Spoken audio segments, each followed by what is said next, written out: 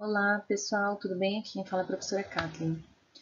Eu vou gravar para vocês agora uma aula de revisão sobre o sistema urinário, mas vou passar muito rapidamente e vou abordar mais especificamente alguns tópicos que estão mais para o final da apresentação. Tá? Essa aula aqui ela é voltada para a turma de Educação Física, com a qual eu não consegui terminar o conteúdo devido aos feriados que tiveram. Então, eu vou dar mais ênfase ao final da aula, que a gente não conseguiu terminar em sala de aula. Tudo bem? Então, estamos tratando de sistema urinário. A principal função dos rins, que são os órgãos mestre, né, do sistema urinário, é a filtração do sangue para formar a urina. Mas, fora essa função que é extremamente importante, os rins também têm algumas funções não relacionadas à formação de urina, né? Mas através da filtração do sangue, os rins conseguem fazer o controle do volume de líquido que tem circulante, logo eles controlam a pressão arterial, equilíbrio iônico controlando a quantidade de sais que estão diluídos no sangue, regula o pH do sangue através da eliminação de íons hidrogênio e de íons bicarbonato, eliminação de resíduos do metabolismo celular, como substâncias derivadas da quebra de proteínas, como a ureia, né? Os rins funcionam então com o objetivo de manter a homeostase. E tem uma função muito importante não relacionada com a filtração do sangue, que é a produção de hormônios, dentre os quais a eritropoietina e a renina têm uma função, têm um papel extremamente importante no nosso corpo, né? O calcitriol também. Mas eritropoietina e renina a gente aborda com mais detalhes, porque a eritropoietina regula a produção de hemácias. A eritropoietina induz produção de hemácias, né? Isso é relacionado com a função do sistema respiratório, porque as hemácias são aquelas que fazem o transporte de oxigênio no sangue para os tecidos. E a renina é aquela enzima secretada pelo aparelho justa-glomerular que age no sistema renina-angiotensina-aldosterona, que a gente vai falar mais adiante. Tudo bem? Então, esses dois hormônios aqui são super importantes. Esse relacionado ao sistema respiratório e a renina relacionado com o sistema renina-angiotensina-aldosterona, que a gente vai falar mais adiante. Bom, a anatomia do sistema urinário, vocês já estão carecas de saber, já estudaram bastante. A gente tem no rim uma estrutura que é o néfron, né, que é a unidade funcional dos rins. Os néfrons são compostos por componentes vasculares, tubulares e um componente combinado que é o aparelho justa-glomerular. O componente vascular, então, dos néfrons é formado pela arteríola aferente, a arteríola eferente e o glomérulo, que são os capilares aonde ocorre a filtração do sangue. Da arteríola eferente partem diversos capilares que se envolvem sobre os demais túbulos do néfron, tá? Esses vasos sanguíneos são chamados de capilares peritubulares. E eles têm a importante função de fazer reabsorção de substâncias do filtrado de volta para a corrente sanguínea e a secreção de substâncias dos vasos sanguíneos, dos capilares peritubulares, para o filtrado glomerular. Tudo bem? E o aparelho justa-glomerular a gente vai abordar mais para frente. Os componentes tubulares, eu não falei. Cápsula de Bowman, que é essa estrutura aqui, túbulo proximal, alça de Henle, que é tudo isso daqui, né? E túbulo distal, além do ducto coletor. Esses são os componentes tubulares do néfron. Aqui, mais uma vez, dando ênfase, né? Nessa estrutura do néfron. Então, aqui, principalmente, a gente consegue visualizar melhor os capilares peritubulares, né? Que são esses vasos sanguíneos aqui que estão em torno dos túbulos do néfron. Existem dois tipos de néfrons no nosso corpo e no corpo dos animais, que são os néfrons justamedulares e os néfrons corticais. Qual é a diferença entre eles? Os néfrons justamedulares, eles são mais longos, têm a alça de Henle mais longa, que penetra na região medular do rim, da pirâmide renal, tá? E o néfron cortical, ele tem a alça de Henle mais curta. O que acontece? Os néfrons que têm a alça de Henle longa, que são os justamedulares, eles conseguem fazer maior reabsorção de água, porque na medula renal existe um gradiente de concentração de íons que é crescente conforme você entra na medula renal. Então, esse gradiente de concentração de íons maior dentro da medula renal faz com que maior quantidade de água saia da alça de Henle, passe para a medula, para o espaço intersticial, por um processo simples de osmose, o que permite então a alça de Henle reabsorver grande quantidade de água filtrada aqui na cápsula de Bowman, no glomérulo. Tudo bem? Bom, o que isso implica então? No homem, nós temos, nos homens, eu digo na espécie humana, nós temos uma maior quantidade de néfrons corticais. Temos 80% de néfrons corticais e 20% de néfrons justamedulares. Isso porque nós somos criaturas, né, animais adaptados ao ambiente onde a gente vive. Entretanto, animais de deserto que vivem em condições de seca, que não tem água tão abundante assim, esses animais têm uma maior quantidade de néfrons justamedulares, justamente para evitar de perder água na urina, já que a água é um substrato escasso no deserto. Tudo bem? Para a formação da urina, então, existem 3 processos que ocorrem. O primeiro processo é a filtração glomerular, o segundo processo é a reabsorção tubular e o terceiro processo é a secreção tubular. Nessa figura está mostrando justamente isso. A filtração glomerular ocorre no glomérulo, ou mais especificamente no corpúsculo renal, que é o nome que se dá a todo esse conjunto aqui, glomérulos, cápsula de Bowman, né? Então, no corpúsculo renal ocorre a filtração, a primeira etapa de formação da urina. Grande parte do plasma é filtrado para dentro do túbulo do néfron. Mas a grande maioria desse filtrado é reabsorvido, tá? Então, tem-se aí uma estimativa de que por dia é formado aproximadamente 180 litros de filtrado glomerular. Mas a gente não urina todo esse volume, a gente urina aproximadamente 1,5 litro por dia de urina, de água que a gente perde, certo? Então, tem esse processo de reabsorção aqui que tira a água do filtrado glomerular e passa de volta para o sistema circulatório, é extremamente importante na manutenção aí da fisiologia do sistema circulatório. Tudo bem? E aí o terceiro processo que ocorre para a formação da urina é a secreção. Secreção nada mais é do que a remoção de substâncias do sistema circulatório para liberar essas substâncias no interior dos túbulos do néfron. E aí aqui no final está formada a urina. Então a urina não é somente filtração do sangue, ela é filtração com reabsorção e secreção de substâncias nesse líquido tubular, daí sim formando a urina. Essa imagem está mostrando justamente isso, que imagina um volume de 100 ml ou de 100% de plasma chegando até o glomérulo, 20% desse volume, ou se você considerar 100 ml aqui, 20 ml é passado para o filtrado glomerular, mas desses 20 ml, 19 ml são reabsorvidos, tamanha a importância do processo de reabsorção. E apenas 1 ml é mantido dentro dos túbulos para formar, então, a urina. Tudo bem? A filtração glomerular, ela ocorre no corpúsculo renal, que é essa estrutura aqui. E daí nós temos barreiras para a filtração glomerular. A primeira barreira é o endotélio capilar. O endotélio capilar é essa região aqui, né? Formado por células, uma camada de células simples, né? Então, o tecido epitelial simples pavimentoso. E entre as células existem poros. Entre essas células do endotélio vascular existem poros por onde passa o plasma, parte do plasma. Logo abaixo, aqui os poros, ó, passam material filtrado.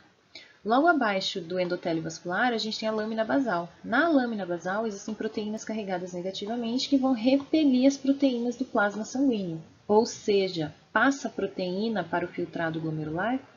Não em condições normais, não passa, ok? E a última barreira de filtração é o epitélio da cápsula de Bowman, que é formado por células chamadas podócitos, que emitem pedicelos que envolvem os capilares glomerulares. Então, nessa figura aqui, dá para a gente visualizar bem como é essa estrutura. Essas células aqui são os podócitos. Os podócitos emitem pedicelos que se envolvem em torno dos capilares. Os capilares estão passando aqui, né? Então, em volta deles estão os podócitos. Tudo bem? Essas são as 3 barreiras para a filtração.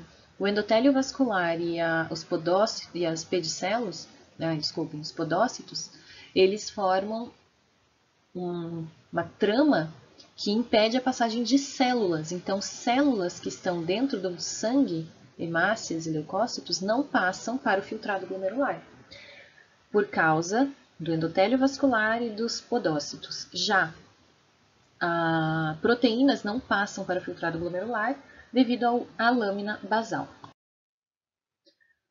O que causa a filtração glomerular? São essas forças pressóricas. Não existe um movimento, um processo, um movimento ativo para remoção de substâncias do sangue para passagem para o filtrado. Não.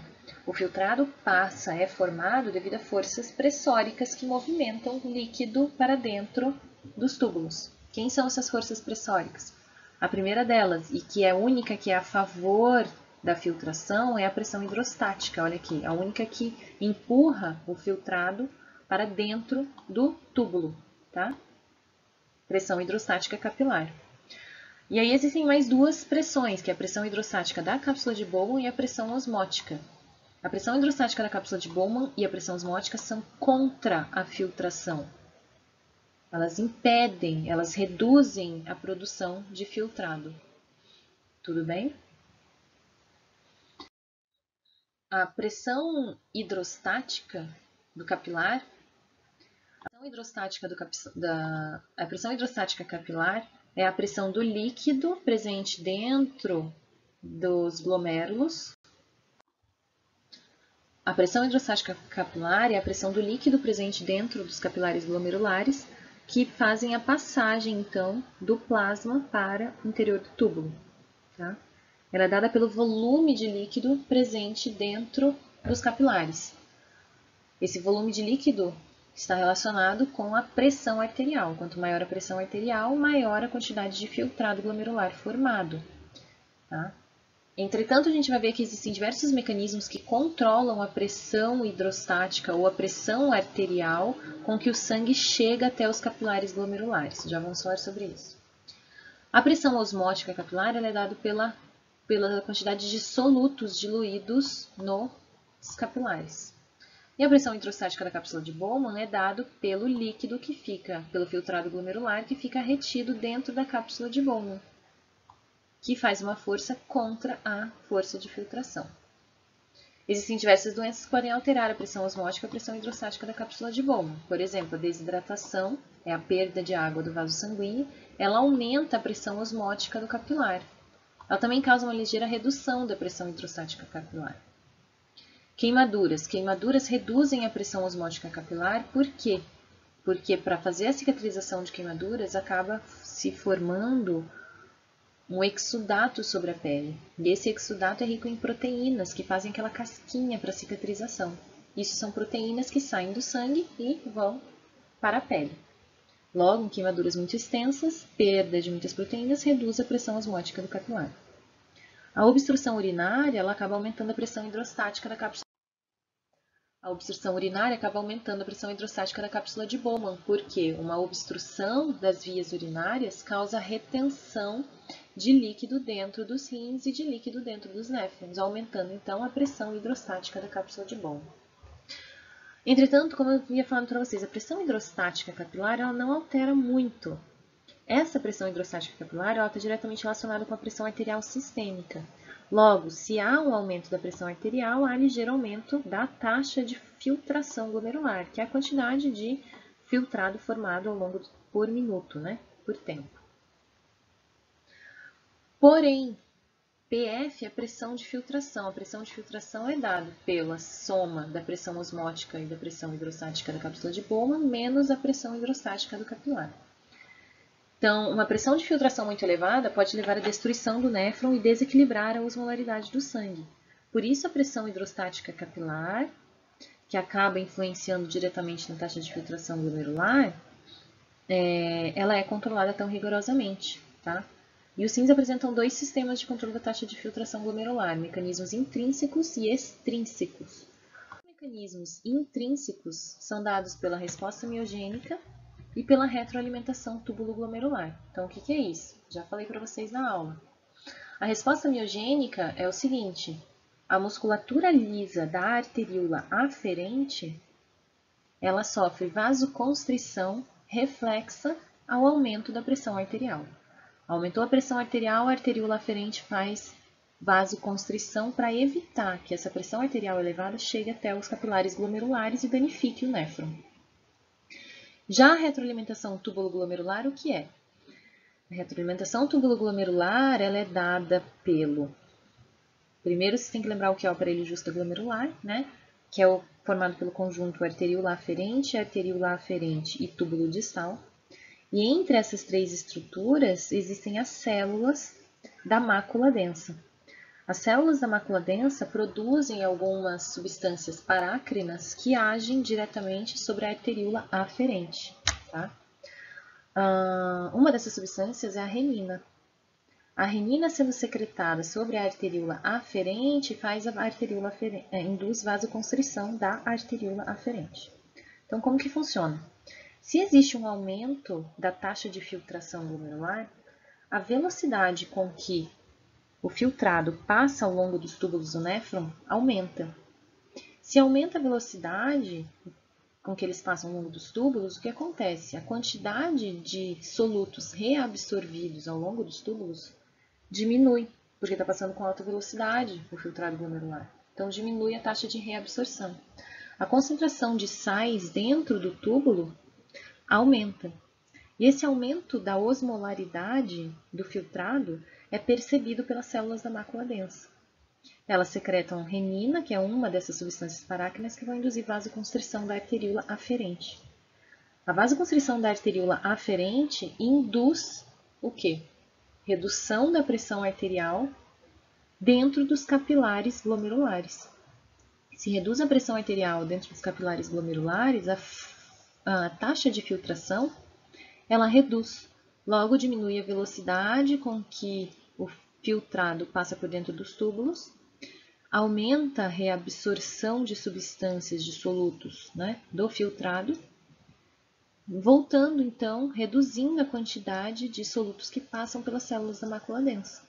Logo, as células da mácula densa percebem que ou a taxa de filtração voltou ao normal ou ela está reduzida e, por isso, o sistema de controle que induz vasoconstrição da arteríola aferente pode ser cancelado, né? Tudo bem? Essa é a retroalimentação túbulo-glomerular. Então, esses são os dois fatores intrínsecos de controle da taxa de filtração glomerular. Aqui tem um resumo, né, do que é essa resposta, a retroalimentação túbulo-glomerular. Isso aqui resume a retroalimentação túbulo-glomerular. O que acontece? A taxa de filtração glomerular ela é controlada pela resposta miogênica somente dentro de uma estreita faixa de variação, até que é uma longa faixa, de variação da pressão arterial. Então, quando a pressão arterial está entre 80 e entre 180 aproximadamente milímetros de mercúrio, a resposta miogênica ela é capaz de controlar a pressão arterial que chega até os capilares glomerulares. Entretanto, se a pressão arterial fica muito elevada, a resposta miogênica não é capaz de controlar a pressão arterial que chega até os capilares glomerulares. Logo, nessa pressão arterial alta, há um aumento exacerbado da produção de filtrado glomerular e, muitas vezes, lesão de néfrons, morte de néfrons. E aí a gente tem o segundo mecanismo, né? O terceiro mecanismo, mas é o segundo modo de controle da pressão arterial executada pelos rins, que é o controle extrínseco da taxa de filtração glomerular, né? O que é isso? Ela é realizada pelo sistema nervoso autonômico simpático. Quando que isso acontece? Quando existe uma queda da pressão arterial, quem detecta essa queda da pressão arterial são baroreceptores presentes, por exemplo, no arco aórtico, lá na artéria aórtica. Se os baroreceptores detectam queda da pressão arterial, eles vão aumentar os disparos do sistema nervoso autonômico simpático.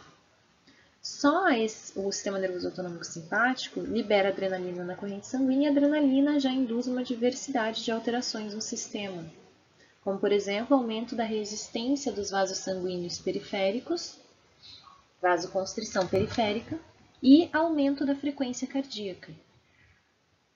O aumento da resistência dos vasos sanguíneos periféricos, a vasoconstrição deles, já causa um aumento do volume de sangue que retorna ao coração, aumento do retorno venoso. Se aumenta o retorno venoso com o aumento da frequência cardíaca, significa que o débito cardíaco fica elevado. O débito cardíaco elevado por si só já aumenta a pressão arterial. Esse sistema aqui, esse circuito aqui, queda da pressão arterial, detecção pelos baroreceptores e resultando no aumento da pressão arterial, é o ajuste de curto prazo. Entretanto, se esse ajuste de curto prazo não é suficiente para fazer a pressão arterial retornar aos valores normais, é ativado um sistema de ajuste longo da pressão arterial. Ele é mais lento para acontecer, mas ele acontece. Então, olha só o que acontece. O sistema nervoso autonômico simpático ativado, ele vai induzir vasoconstrição generalizada de vasos sanguíneos, de arteríolas no nosso corpo. Também induz vasoconstrição da arteríola aferente renal. Se diminui, se ocorre vasoconstrição da arteríola aferente renal, ocorre a redução do volume de plasma sanguíneo, volume de sangue, que chega até os capilares glomerulares. Logo, a quantidade de filtrado glomerular formado é reduzida. Então, ocorre redução da taxa de filtração glomerular, o que reduz o volume de urina produzido, aumentando a conservação de água e sal. Se a gente aumenta a quantidade de água e sal que fica retida no sistema, aumenta a pressão arterial, tá? E esse é o ajuste de longo prazo. Então, esse é um sistema que é ativado para controlar a taxa de filtração glomerular quando há queda da pressão arterial. A resposta miogênica ela é ativada quando existe aumento da pressão arterial e a taxa de filtração glomerular, a retroalimentação justa glomerular, ela ocorre quando há uma alteração da taxa de filtração em si. Se aumenta a taxa de filtração glomerular, a ativação da retroalimentação justo glomerular para controlar a quantidade de urina que é produzida. A taxa de filtração glomerular também é controlada extrinsecamente, quando há queda da pressão arterial. Tudo bem? E daí a gente cai no segundo processo para a formação da urina, que é a reabsorção tubular. A reabsorção ocorre, a sua maior parte, no túbulo proximal. São reabsorvidos água, glicose, aminoácidos, sódio e um monte de outros íons.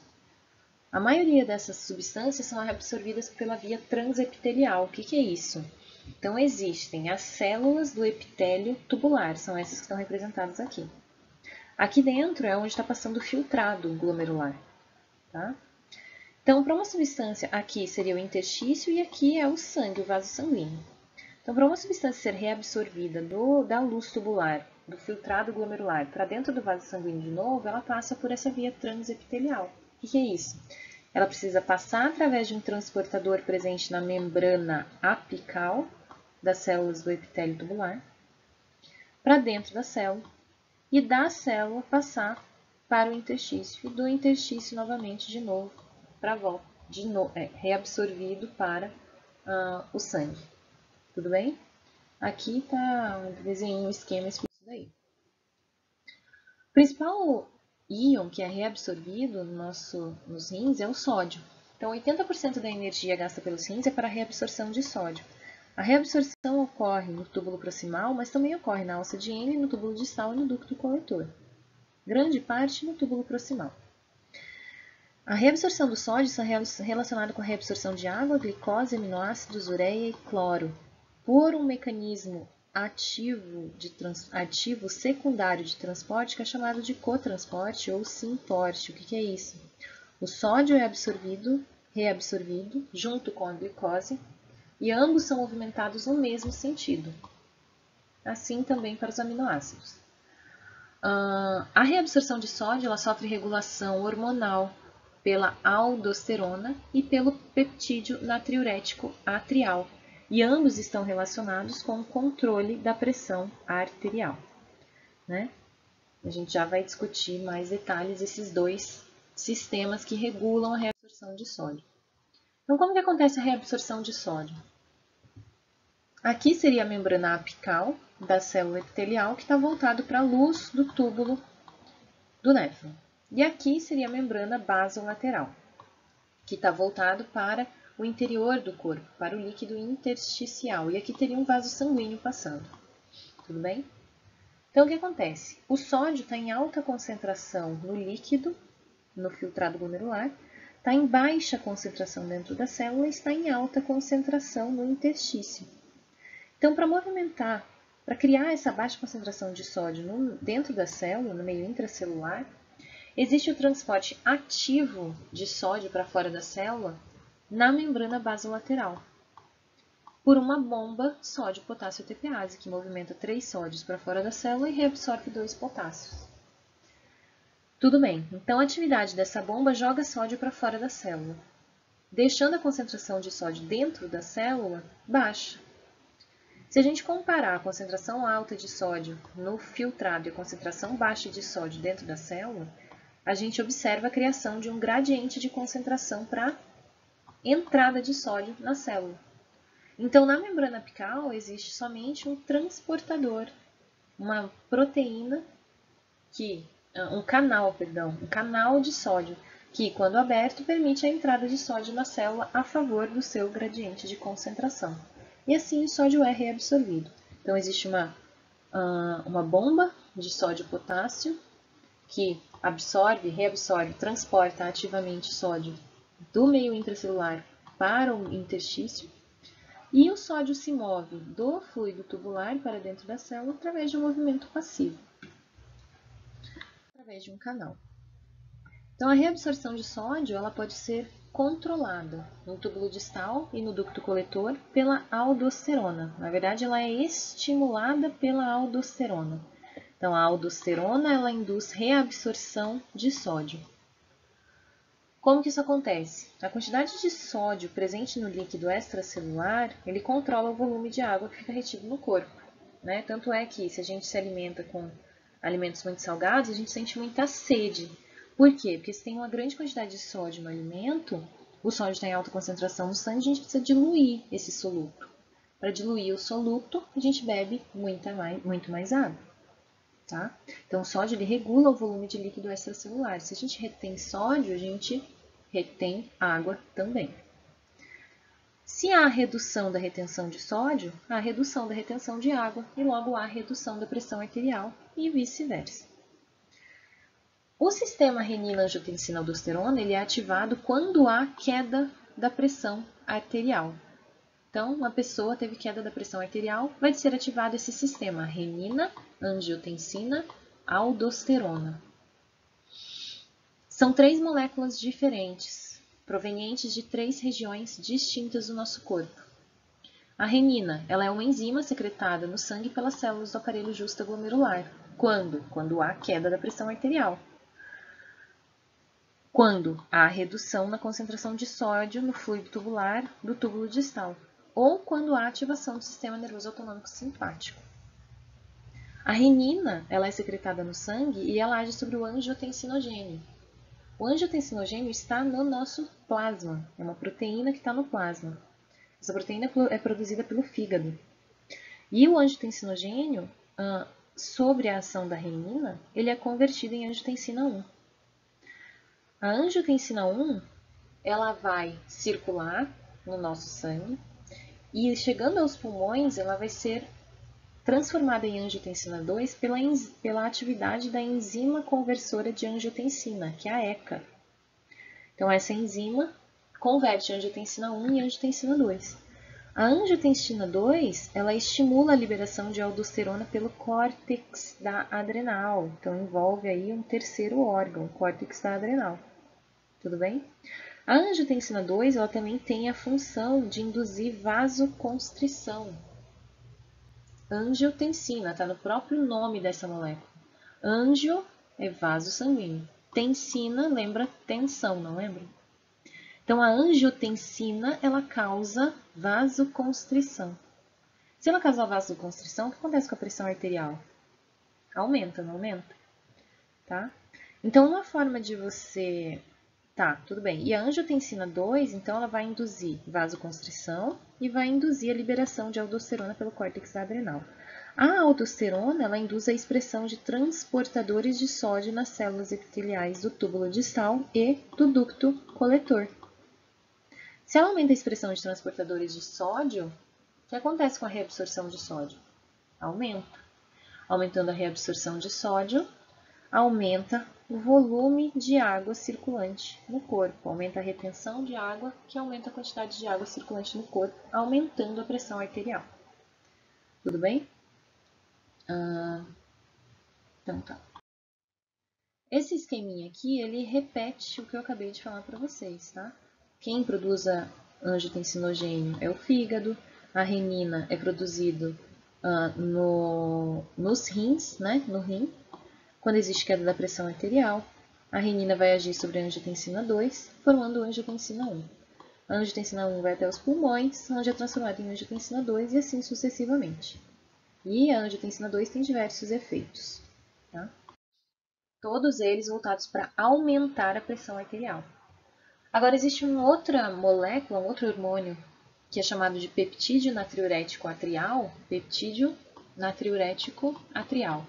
que é produzido pelos átrios do coração, e ele induz diurese, a eliminação de nátrium. Nátrium é sódio. Então, ele induz a diurese, a eliminação de sódio na urina. Se eu elimino sódio na urina, o que acontece com o volume de urina produzido? Aumenta. Se aumenta o volume de urina produzido, da onde é removido todo esse líquido? Do plasma sanguíneo. Se é removido o plasma sanguíneo, o que acontece com a pressão arterial? Cai, tá? Então, o peptídeo natriurético atrial, ele é secretado pelos átrios quando existe aumento da pressão arterial. O aumento da pressão arterial pode ser decorrente, por exemplo, de um maior volume de sangue circulante. O maior volume de sangue circulante aumenta o estiramento dos átrios. Os átrios estirando, ali tem baroreceptores, que vão induzir a secreção do peptídeo natriurético atrial. O peptídeo natriurético atrial cai na circulação sanguínea e age sobre os rins. Lá nos rins, ele vai induzir a excreção de maior quantidade de sódio. Como? Inibindo a reabsorção do sódio, inibindo o sistema renina-angiotensina-aldosterona, causando vasodilatação, inibindo a vasodilatação da arteríola aferente, ou seja, causando vasoconstrição da arteríola aferente, para reduzir a formação de filtrado glomerular, reduzindo a perda de água e de sódio. Tudo bem? Então, o peptídeo natriurético atrial e o sistema renina-angiotensina-aldosterona controlam a reabsorção de sódio. O sistema renina-angiotensina-aldosterona tem a função de aumentar a pressão arterial. É ativado quando há queda da pressão arterial. Já o peptídeo natriurético atrial, ele é secretado quando existe aumento da pressão arterial. E a função dele é reduzir a pressão arterial. Por isso, ele elimina uma maior quantidade de sódio na urina, junto com o sódio vai a água, o que causa redução da pressão arterial. Tudo bem? Bom, a gente está falando da reabsorção de sódio e junto com a reabsorção de sódio ocorre a reabsorção de outros solutos também. Um deles é a glicose. Então, olha só, a glicose ela é reabsorvida por um cotransporte, transporte ativo secundário, de sódio e glicose. Pelo mesmo sistema, então é criado um gradiente de concentração para o sódio pela atividade da bomba sódio-potássio ATPase. Esse gradiente de concentração criado para o sódio é utilizado para cotransportar glicose e aminoácidos para dentro do sistema circulatório que está passando aqui. Tudo bem? Só que o que acontece da reabsorção de glicose? Existe um número determinado de transportadores de glicose que fazem reabsorção de glicose. A glicose ela é livremente filtrada, então ela passa para o filtrado glomerular. Tá? Então, a concentração de glicose que tem no plasma sanguíneo tem no filtrado glomerular também, é a mesma. Até determinado valor da concentração de glicose no plasma, as células dos túbulos conseguem reabsorver ativamente a glicose. Qualquer valor acima dessa taxa máxima de reabsorção de glicose que venha a acontecer no plasma vai induzir a perda de glicose na urina. Perda de glicose na urina é chamada de glicosúria. Glicosúria, tá? Glicosúria é a perda de glicose na urina, ou a presença de glicose na urina. Os transportadores de glicose, eles têm um número limite, né? Então, reabsorve até um certo limite de glicose. Valores acima disso não serão reabsorvidos. Esse é o fenômeno da saturação da reabsorção da glicose. Então, olha só, a glicose ela é filtrada livremente. Quanto maior a concentração de glicose no plasma, maior vai ser a quantidade de glicose filtrada, porque ela é filtrada livremente. Entretanto, a reabsorção da glicose, ela sofre o fenômeno de saturação. Então, enquanto aumenta a concentração de glicose no sangue, aumenta a concentração de glicose no filtrado. Só que a quantidade de glicose que é reabsorvida, ela tem um limite. Atingiu esse limite, que é quando todos os transportadores estão ativos, reabsorvendo glicose, atingiu esse limite, a quantidade de glicose reabsorvida não vai aumentar. Vai ser reabsorvido sempre a mesma quantidade. E a partir desse ponto aqui, começa a haver excreção de glicose na urina. Então, a reabsorção da glicose sofre saturação. Quando passa-se o limite máximo de reabsorção de glicose, ocorre glicosúria, que é a eliminação de glicose na urina. Isso a gente percebe muito em diabéticos, tá? Então, diabéticos têm uma alta concentração de glicose no sangue, né? Dependendo do tipo de diabetes. Tem uma alta concentração de glicose no sangue, essa glicose passa para a urina. E, como não é reabsorvida na sua totalidade, ela é excretada. Por isso que a diabetes é chamada de diabetes mellitus. Mellitus vem de mel. Mel significa que a urina de pessoas com diabetes mellitus, ela é doce devido à presença de glicose na urina. Tudo bem?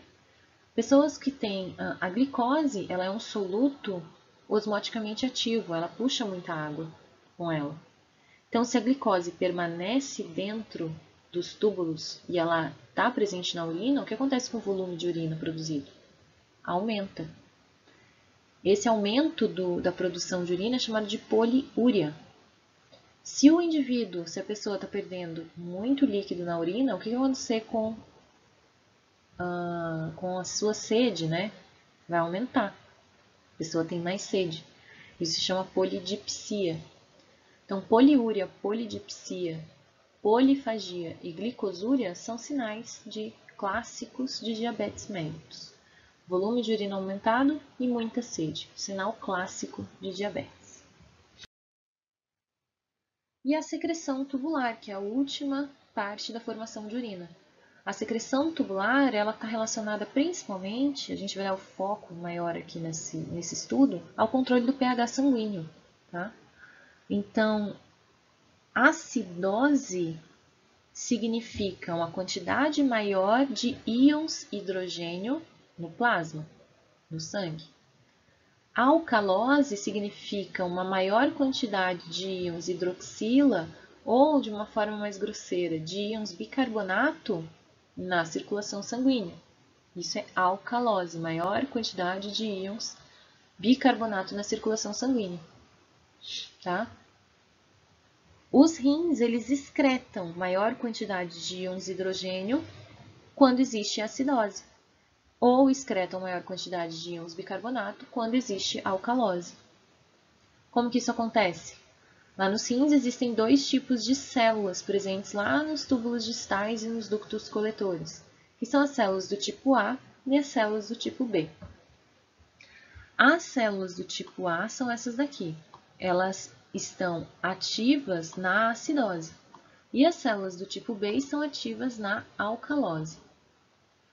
As proteínas presentes na membrana plasmática dessas duas células são iguais, só que elas estão posicionadas em oposição. Presta atenção.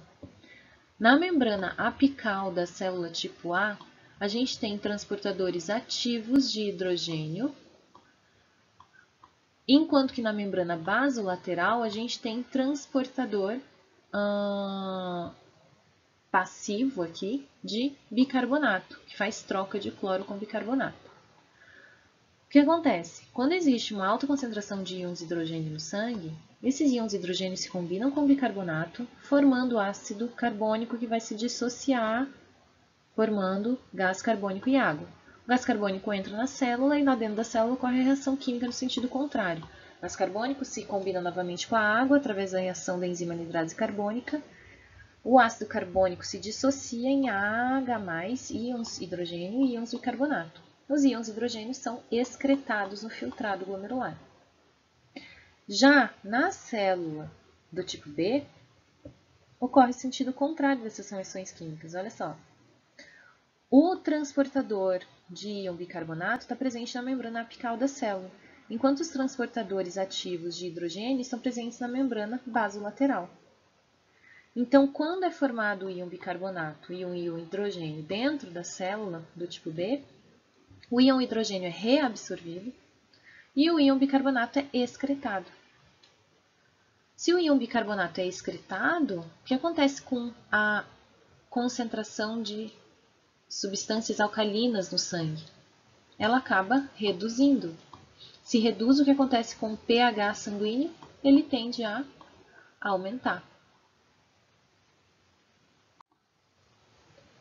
Ele tende a diminuir, né? Não aumentar, tende a diminuir, porque se aumenta a quantidade de íons de hidrogênio presentes no sangue, o pH tende a diminuir, tudo bem? Corrigindo, então, o efeito da alcalose. Já nas células do tipo A, o que elas fazem? Elas excretam íons de hidrogênio que tornam o pH ácido. Logo, o pH ácido do sangue vai ser corrigido pela excreção dos íons de hidrogênio, tornando o pH sanguíneo, retornando o pH sanguíneo a valores normais. Então, isso é o que tem de mais importante na secreção tubular dos rins, o controle do pH sanguíneo. E aí a gente entra nesse último slide aí que fala a respeito do controle da micção. Então, quando que a gente percebe, quando a gente tem vontade de urinar? Quando a vesícula urinária ela está distendida, certo? Nesse momento aqui. Nesse momento que a bexiga está distendida, o que acontece? Existem receptores na mucosa da bexiga que são sensores de estiramento. Se esses sensores ficam estirados, eles vão começar a enviar impulsos nervosos através de neurônios sensoriais para a medula espinhal. Lá na medula espinhal, esses neurônios sensoriais fazem sinapse com outros dois neurônios. Um interneurônio vai acabar estimulando neurônios parasimpáticos que inervam a bexiga. Esses neurônios parasimpáticos, eles fazem contração da musculatura lisa da bexiga durante o momento da micção. Enquanto que os neurônios sensoriais, eles vão fazer inibição de neurônios motores que inervam o esfíncter externo da uretra. Inibindo esse neurônio motor aqui, o que acontece? Relaxa o esfíncter externo e a urina tem livre passagem para o meio externo. Tudo bem? Acontece o quê? Que a gente consegue controlar voluntariamente a micção. Então, o que acontece? Esse circuito aqui, neuronal, ele é um pouco mais complexo. Na verdade, existem neurônios que vêm lá do encéfalo, lá do cérebro, e que vão agir sobre essas sinapses aqui, inibindo, por exemplo, estimulando, na verdade, o neurônio motor a permanecer ativo. para fazer um controle da micção. Se ainda não é o momento de urinar, se ainda não chegamos ao banheiro, a gente consegue fazer o controle da micção porque tem um neurônio que provém lá do córtex cerebral que vai estimular o neurônio motor do esfíncter externo da urina, da uretra. E assim a gente consegue controlar voluntariamente o ato de urinar. Tudo bem, gente? Então, dessa forma a gente chega ao final dessa aula de sistema urinário. Aqui tem esse estudo dirigido que pode auxiliar aí nos seus estudos, né, nos pontos que são mais importantes de serem aprendidos de sistema urinário. Espero que vocês estudem, as provas estão aí. Beijos!